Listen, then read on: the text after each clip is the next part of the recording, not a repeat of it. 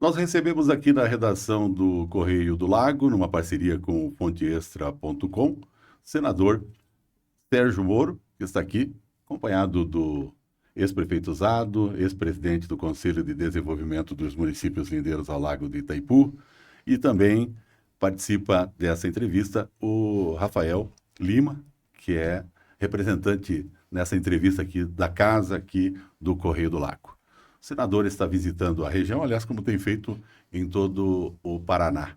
E nós vamos conversar um pouquinho sobre alguns temas que são interessantes. E já vamos, de cara, perguntar para o nosso candidato, pré-candidato. O juiz é sempre uma pessoa muito discreta.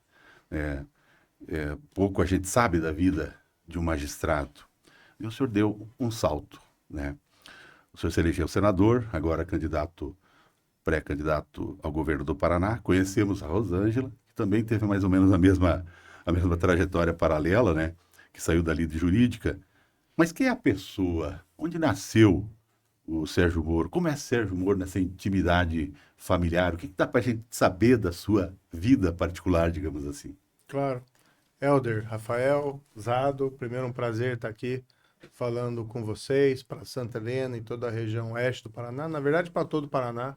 Hoje em dia a internet potencializa o alcance para qualquer lugar. O que eu posso falar de mim? Na verdade, eu sou uma pessoa simples, nasci no interior, em Maringá, sou filho de professores, minha mãe era professora do ensino médio da rede pública, dava aula lá em Maringá no Gastão Vidigal, e no Instituto de Educação. Meu pai era professor de geografia na Universidade Estadual de Maringá. E uma coisa que acontecia muito em Maringá, quando eu circulava por lá, sempre encontrava alguém, Rafael, que me dizia: Olha, fui aluno do teu pai, fulano tua mãe. Isso me dava uma grande satisfação. Eu cresci em Maringá, depois fiz o concurso para juiz, claro que depois do curso de direito. Me mudei para Curitiba, depois Cascavel, por conta da carreira de juiz, Joinville, e voltei a Curitiba, onde eu moro há mais de 20 anos. Sou casado com a Rosângela há 27 anos e nós temos dois filhos que a gente tenta evitar a exposição da vida pública até para poupá-los, né? Infelizmente também existe uma situação pelo trabalho que a gente fez, principalmente no Ministério da Justiça de combate ao crime organizado. A gente tem alguns riscos e algumas ameaças, então a gente sempre evita expor, né, os filhos a essa vida pública. Bom, eu quero cumprimentar o meu querido amigo Rafael Lima, né? E quero que você faça a próxima pergunta aí para o Sérgio Moro. Muito boa tarde, Elder, Sérgio, Zado. É, é, isso me salta aos olhos, né? Às vezes eu ia até te perguntar, você falou que acaba restringindo um pouco a exibição dos filhos e tudo mais, mas eu ia perguntar se alguém seguiu a carreira, né? Se alguém ficou no direito, alguma coisa nesse sentido. Minha filha é advogada, já formada. Meu filho ainda faz a faculdade, mas está fazendo uma outra área. Está fazendo a área de business e administração de empresa. Olha só, bacana. Então, eu até era um pouco refratária minha filha seguir essa carreira, porque a gente vê o mercado de trabalho um pouquinho saturado, mas ela é uma pessoa muito talentosa. E eu tenho certeza aí que ela vai, né, com dedicação e com trabalho, vai também prosperar na advocacia. É o que a gente deseja para todos os nossos filhos, né? Naturalmente, né? Exatamente. E me conta um pouco, senador, como é que foi essa passeada pelo Oeste? Embora o senhor já tenha morado em Cascavel, já conhece todo o Oeste do Paraná, né? Inclusive Santa Helena. Como é que foi como é que está sendo esse tour aqui pela região? Desde o início do meu mandato, Rafael, eu fiz uma promessa que eu circularia durante o meu mandato o estado do Paraná, porque em 22, quando eu fiz a campanha, eu via muita reclamação de que os senadores não estavam no Paraná. E se a gente não tomar cuidado, Brasília vira uma bolha de vidro, uma redoma de uma realidade paralela que não é a realidade do Brasil. Então tenho feito isso frequentemente, viajar final de semana. Claro que a gente tem que ficar em Brasília durante a semana para as votações, mas finais de semana, ou às vezes aqueles dias úteis que não tem sessão no Congresso, nós estamos circulando. Mas todo ano, quando tem um recesso legislativo, a gente tem alugado uma van com a minha equipe e a gente percorre de uma vez só várias cidades do estado do Paraná. Estamos aí numa jornada por 15 cidades durante 9 dias. Passamos já pelo Norte Pioneiro, pela região central, passamos ali pelo Noroeste, estamos agora no Oeste e vamos encerrar hoje, inclusive, a nossa jornada e passamos aqui na agradável Santa Helena do prefeito Zado. A cidade está muito bonita, muito preparada, né, inclusive para atrair turismo, isso é importante. Com certeza, nós temos um potencial turístico aí enorme, né? O Zado deixou a casa muito bem arrumada. Tá certo. Eu gostaria de... Não tem como entrevistar Sérgio Moro e não falar de Lava Jato, né? Um pouquinho. O senhor teve dividendos, obviamente, em razão, mas teve muitas consequências. E uma daquelas não é só a questão do Ministério da Justiça e combate ao crime e tal, questão de segurança. Mas a própria Lava Jato lhe colocou num foco, num olhar muito negativo de muitas lideranças, de muitas pessoas, de muitos grandalhões pelo país afora, né? E o senhor colocou Lula na cadeia, né? Com a Operação Lava Jato. Teve inevitável projeção nacional, né? Internacional, diga-se de passagem. Muito se falou com a Operação Mãos Limpas lá da Itália e tal, se comparava muito com isso. Se precisasse recomeçar do zero todo esse processo, o senhor recomeçaria, mudaria alguma coisa nesse processo? Não, faria tudo igual. Eu tenho orgulho da Operação Lava Jato, foi a maior operação da história de combate à corrupção. Pela primeira vez nós sentimos que o país estava mudando. O que acontece, Helder? Os interesses contra os quais nós lutamos eram muito poderosos. E eles ficaram na defensiva durante 4 anos. Depois, como a operação diminuiu de intensidade, como a imprensa mudou a pauta, aqueles interesses poderosos começaram a desconstruir a operação e buscar a anulação dos processos. Veja que o próprio Lula, ele foi condenado não é só por mim, foi condenado por 3 instâncias, e depois anularam as condenações, mas ninguém nunca disse que ele era inocente. Anularam por subterfúgios técnicos, mas no fundo a gente sabe que é uma revolta política. E eu tenho dito que, na verdade, o desmantelamento da Lava Jato abriu os portões do inferno para a volta da roubalheira. Está aí o escândalo do Banco Master, está aí o roubo dos aposentados e pensionistas do INSS, que acho que é o crime mais vergonhoso da história do nosso país, porque atingiram os mais vulneráveis. Mas eu tenho a consciência livre que eu fiz a minha parte. E mostramos ao Brasil que a corrupção pode ser combatida. Dentro desse nosso projeto, pré-candidatura ao governo, nós queremos retomar a agenda anticorrupção, mas tem que ser agora de baixo para cima. Vamos criar, dentro do nosso projeto, a Agência Estadual Anticorrupção, dentro do governo, para prevenir que ela aconteça. Vamos colocar os melhores servidores públicos ali dentro, gente com capacidade para identificar fraude e combinação e licitação e enriquecimento ilícito de agentes públicos. E a gente vai na veia desse pessoal quando for identificado. Queremos ter um diretor com mandato para que ele possa fazer o trabalho dele sem sofrer as pressões políticas e, portanto, possa, de fato, né, identificar esses delitos, esses ilícitos e tomar as providências necessárias. A gente percebe que alguns dos seus críticos, eles têm trazido aquela coisa assim do o Paraná não será governado por Brasília, né? Mas a gente percebe também que não é isso que eu vejo acompanhando o trabalho do senhor. Por exemplo, não é aquela fala de palanque, aquela coisa assim, é mais algo, até porque o senhor é do Paraná mesmo, né? E carrega aqui, inclusive tudo que a gente estava falando aqui começou aqui no Paraná, né? Então, o senhor podia me falar um pouco disso? Como é que o senhor leva essa crítica de que, mas vai trazer Brasília para cá? Você é paranaense, poxa. Claro. Não, olha, eu tenho ouvido uma historinha que é engraçada, que falam, vamos deixar as brigas de Brasília em Brasília. As brigas de Brasília são as nossas brigas. Quando o Lula aumentou o imposto, a cada 27 dias desse terceiro mandato, nós pagamos aqui no Paraná. Quando o Lula colocou uma quadrilha no comando do INSS e roubou os aposentados e pensionistas do país, nós fomos roubados. Quando foi utilizado o agro, o pujante agro brasileiro, em especial o agro paranaense, quando foi utilizado pelo governo federal, nós estávamos lá na linha de frente, defendendo o agro lá em Brasília. Então não é essa questão de brigar por brigar, não, nós estamos brigando pelo Paraná. Exatamente. E agora, isso não significa que nós não temos um projeto para o nosso estado. O Paraná, eu tenho dito, em primeiro lugar. Nós queremos fazer do nosso estado uma fortaleza das nossas liberdades, do direito de propriedade, da segurança jurídica, da segurança pública e retomar aqui a agenda anticorrupção, que não é um fim em si mesmo, mas é uma maneira de respeitar o dinheiro do paranaense, Porque cada centavo roubado é o dinheiro que está faltando depois na educação, na saúde, na infraestrutura. Talvez um dos motivos pelos quais o Brasil não decole, o Brasil estava naquele grupo dos países emergentes. E a gente viu que a China emergir com muita força, hoje com um PIB do tamanho dos Estados Unidos. A Índia hoje é a nova fronteira econômica, está galopando economicamente.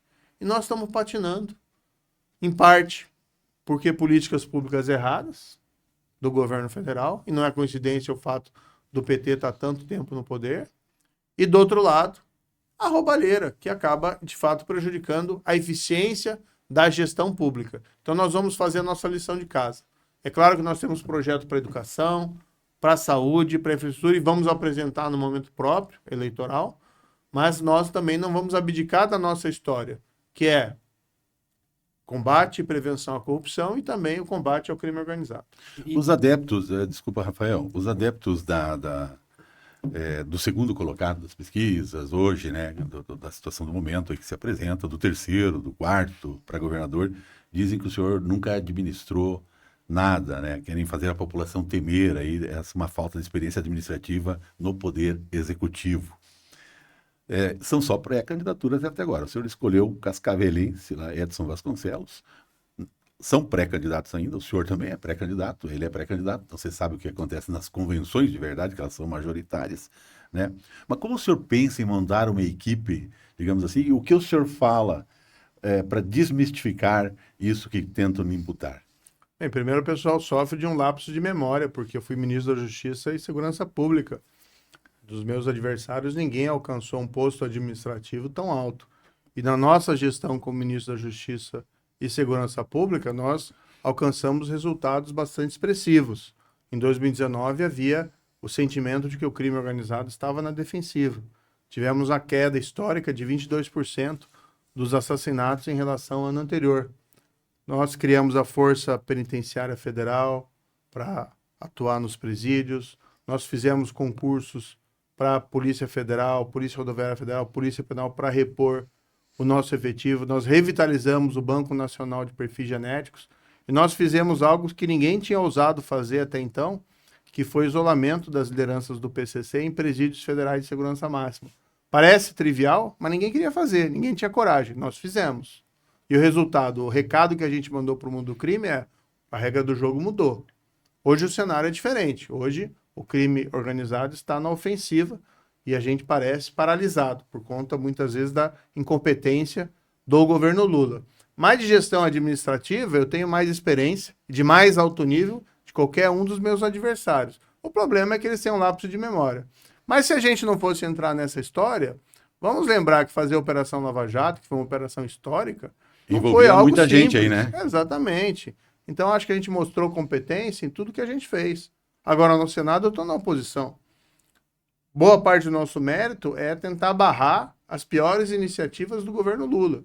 Mas, ainda assim, nós aprovamos diversos projetos de lei.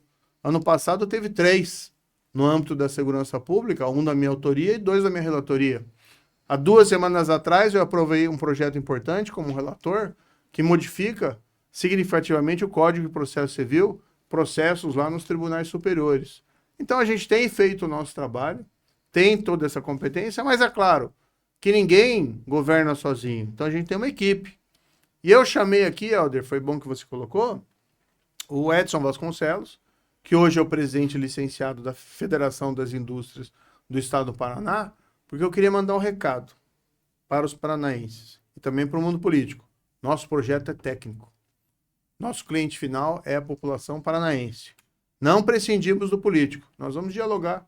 Para eu ter aprovado projetos de lei lá no Congresso, no Senado, a gente dialogou. Ninguém aprova projeto de lei sozinho. Agora, aqui vamos trabalhar com a Assembleia, vamos dialogar. Precisamos de aliados na Assembleia. Inclusive, o ex-prefeito Zado aqui é nosso pré-candidato a deputado estadual da região e eu quero contar com ele na Assembleia Legislativa.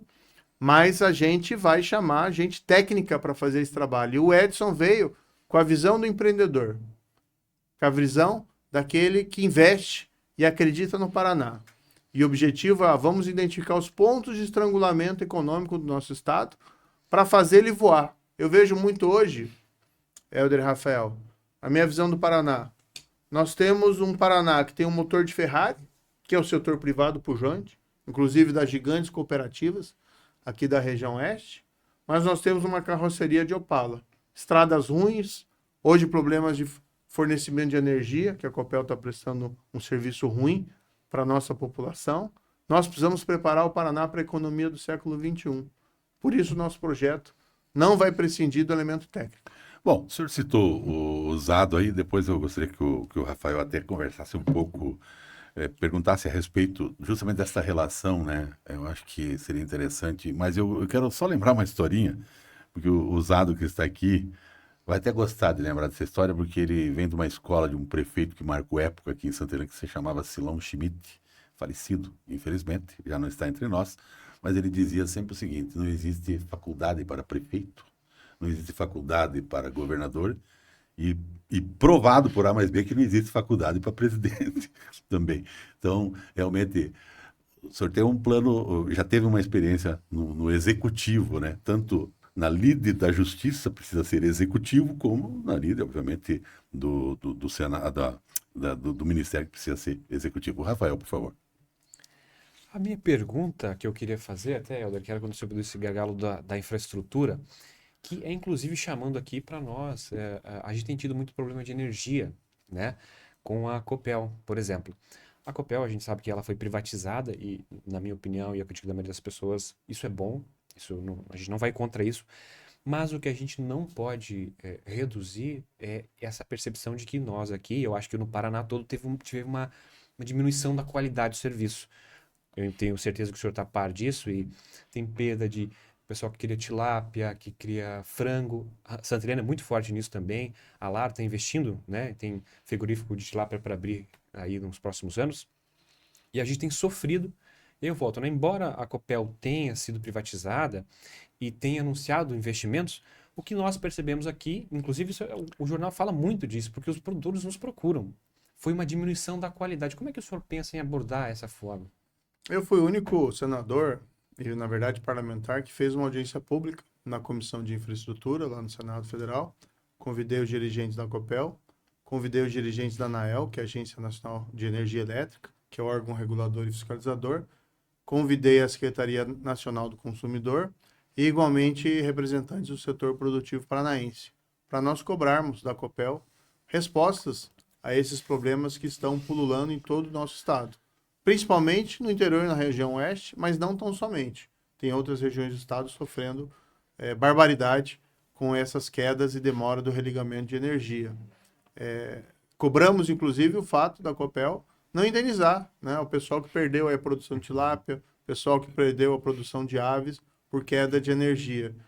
Se nós vamos preparar o Paraná para a economia do século XXI, que exige data center, inteligência artificial, tecnologia de informação, nós temos um grave problema quando a gente não consegue dar energia estável para os nossos aviários. A Copel precisa apresentar um plano de investimentos robusto para resolver esse problema da instabilidade da energia elétrica. Nós cobramos esse plano de investimentos, nós cobramos da ANAEL um programa de fiscalização em cima da Copel, recebemos uma resposta da Copel que não nos foi satisfatória e continuamos cobrando. Agora, Rafael, uma coisa é um senador da República cobrar, outra coisa é um governador, com o peso da caneta dele, exigir que seja resolvida a questão. Eu concordo com você que a questão não é da privatização. Nossa formação é de direito, e nós teremos um governo de direita e centro-direita, que acredita na liberdade, que acredita que o desenvolvimento se faz através da iniciativa privada. Mas a Copel privatizada, ela não está eximida de prestar um serviço de qualidade à população paranaense. A gente espera o contrário, na verdade. Exatamente. A gente queria um ganho de eficiência. Aconteceu depois dessa audiência algumas consequências, né? A gente viu o diretor da área de distribuição de energia ser demitido, ser substituído, e vamos esperar que a Copel resolva essa questão. Se não resolver, nós vamos sentar lá adiante, nosso projeto sendo bem sucedido, com a caneta do governador, e vamos exigir que ela tome as providências corretas para equacionar esse problema. Agora, uma das coisas que a gente pode fazer, esse pessoal que entrou na justiça contra a Copel, se a Copel não resolver a questão e sendo culpa da Copel, nós vamos entrar na justiça, junto com o consumidor paranaense prejudicado, para exigir a indenização necessária em relação à falha do serviço. Nós ficamos indignados nessa audiência pública com esse posicionamento da Copel de simplesmente aguardar a posição da Justiça quando se sabe que ela foi a culpada pela má qualidade dos serviços. Ela até se defendeu na audiência dizendo que ela fez mais investimentos do que antes de ser privatizada. É uma questão a ver e a dimensionar. Mas se isso mesmo é verdade, os investimentos foram feitos da maneira errada, porque não resultaram em melhor qualidade do serviço para o cidadão paranaense. Mas eu só quero te dizer uma coisa aqui. Eu fui o único pré-candidato ao governo do estado que levantou esse assunto. O único que levantou também é o candidato da esquerda, mas ele já vai para o viés da privatização. Exatamente. Com a história da reestatização. Não, nós respeitamos contratos, mas nós queremos serviço de qualidade. Respeitamos até a Copel pela sua história e o corpo de funcionários dela aqui do Paraná. Mas nós vamos cobrar, sim, que o cliente seja respeitado, e o cliente é a população paranaense. Agora, até para colocar aqui o Zado nessa conversa um pouquinho, porque o Zado tem capitaneado aí as ações, a agenda, né, do Moro, da Rosângela, recentemente, esteve aqui em Santa Helena, um público excepcional de lideranças, né? Eu gostaria, ao invés de perguntar o restante das nossas deficiências aqui, que precisam ter um olhar maior, que você falasse um pouco desta visita do Moro, e de qual é a tua bandeira para que ele responda se vai incluir mesmo aí porque como futuro governador, se chegar lá como governador, vai incluir na pauta de necessidades aí que o Oeste tanto carece há muito tempo, Zato. Olha, é um orgulho, Helder, Rafael, caminhar ao lado do nosso pré-candidato ao governo, Sérgio Moro. É uma pessoa que tem pulso firme, tem muita sensibilidade, pensa no ser humano, que todas as ações precisa beneficiar lá na ponta a população. E também tem muito conhecimento de causa. Então nós estamos impressionados, é muito bom ele vir ouvir as demandas aqui, ele já tinha conhecimento, agora está aprofundando. Eu não tenho dúvidas que vai ser o governador que vai fazer a diferença aqui no oeste do Paraná, que é a região que mais contribui com o estado do Paraná, através do seu povo trabalhador, das cooperativas, o pessoal do campo, da cidade. E nós temos um potencial muito grande para crescer. Você foi presidente do Conselho dos Lindeiros, já contou com certeza para o Moro a respeito do que os prefeitos querem aqui para a nossa região. O que precisa a mais? Eu gostaria que fosse transformado isso num questionamento para o pré-candidato. Acho que um representante da população ele precisa estar preparado para defender todas as bandeiras, todas as pautas. Então aqui foi falado da parte da energia, que é uma grande necessidade. A região cresceu muito, mas infelizmente a estrutura da Copel não acompanhou. As nossas rodovias, nós estamos fazendo pedido já há praticamente uma década para fazer a ampliação da capacidade de trânsito, com terceiras pistas, com duplicação, correção de curvas, né? Infelizmente tem uma demora muito grande. Eu tenho certeza que o Moro vai olhar com carinho para a nossa região. A saúde, um exemplo, Santa Helena faz o que nenhum município do Paraná faz pelo governo do estado. Nós bancamos aqui praticamente quase 2 milhões de reais por mês nos hospitais e esperamos uma contrapartida do governo do estado para poder fazer as cirurgias e atender toda a região. Mas o governo do estado, infelizmente, não está dando essa contrapartida. Na área da segurança pública, o Moro é especialista. Então, pensa... nós estávamos conversando antes, está faltando habitação aqui na região, está faltando gente para trabalhar, está expandindo muito, temos a Frivat vindo aqui para Santa Helena, a Cooperativa Lar fazendo investimentos, o nosso porto, estamos numa área de integração nacional, temos que aproveitar essa parceria com o Paraguai. Nós precisamos fazer habitação, a parte dos cursos técnicos de qualificação, a parte da inovação, da tecnologia, então nós temos um potencial muito grande para crescer. E eu tenho certeza que o Moro está preparado e tem uma equipe ao lado dele que está sendo montada que com certeza vai surpreender o estado do Paraná. E eu não tenho dúvidas que vai ser o melhor governador para a nossa região e também para todo o estado. Essas viagens são importantes, esses contatos, porque ninguém sabe melhor das necessidades de cada região do que os moradores locais. Então é diferente a gente ouvir isso lá em Curitiba, da gente estar aqui em Santa Helena e tá tendo aqui um feedback, os pleitos, as demandas sendo apresentadas diretamente para nós. Isso a gente tem feito em cada cidade que a gente passa, recebendo da sociedade civil, das associações comerciais, das associações de outras naturezas, todos os pleitos. O Zado me falava aqui da questão da rodovia que passa ao lago, que liga todas essas cidades de Marechal, Missal, Entre Rios do Oeste. Nós passamos por ali, aqui também a Santa Helena, da necessidade de melhorias na pista. Agora, quando você pega a pista e você faz o trecho, você vê na realidade. O grande problema que eu vejo, Helder, tem muito político aqui no Paraná, que hoje só anda de helicóptero. E daí o cara olha a estrada lá embaixo, para ele tá tudo bem, né? Ele acha ótimo que o helicóptero vai rápido, ele não sofre nada. Mas a gente vê os congestionamentos de caminhão. É aquela figura que eu utilizei agora há pouco, metafórica, que é o motor de Ferrari, que é o nosso setor privado. Afinal de contas, o Paraná virou o celeiro de alimentos do país e do mundo, mas é a carroceria de Opala, porque nossa infraestrutura não acompanhou.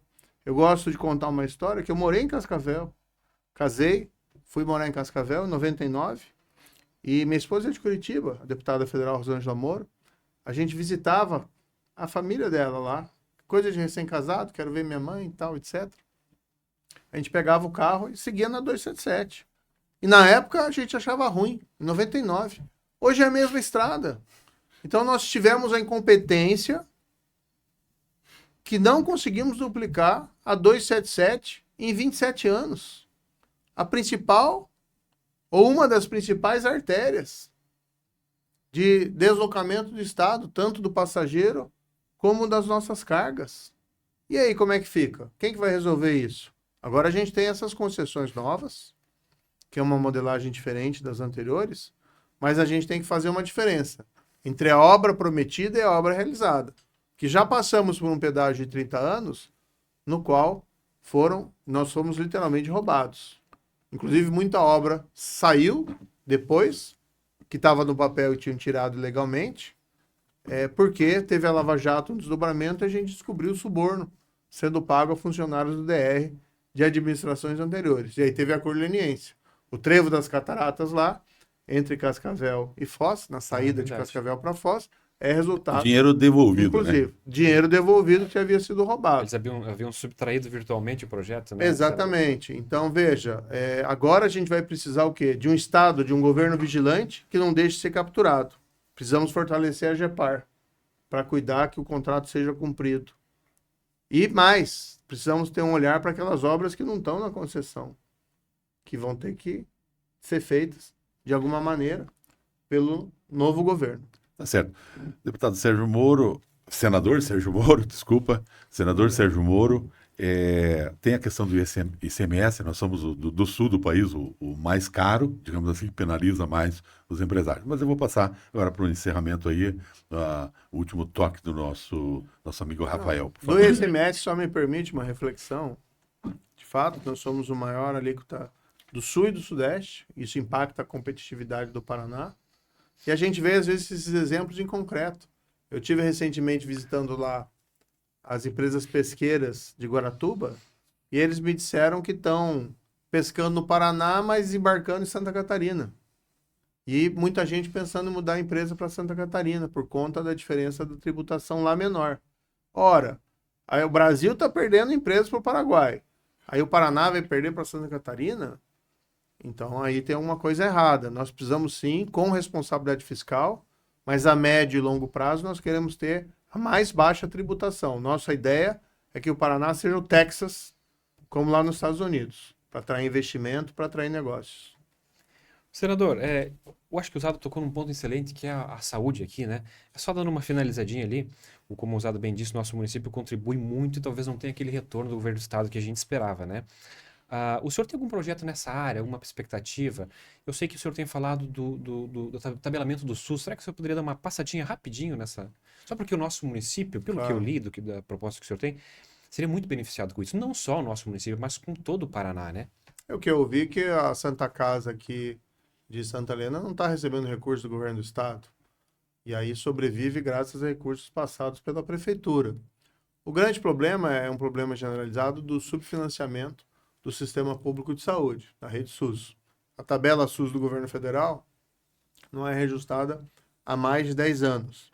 E aí os hospitais públicos ou filantrópicos vivem de pires na mão porque não conseguem fechar as suas contas com equilíbrio. Eu tenho dentro do meu mandato destinado recursos de emendas parlamentares, mas a demanda é muito grande. O nosso projeto qual que é? Copiar uma experiência que tem sido muito bem sucedida lá no estado de São Paulo, que tem um governador fantástico, que é o governador Tarcísio, que é a tabela SUS paulista. O que eles fizeram? Eu tive conversando com o secretário de saúde lá de São Paulo para entender o mecanismo.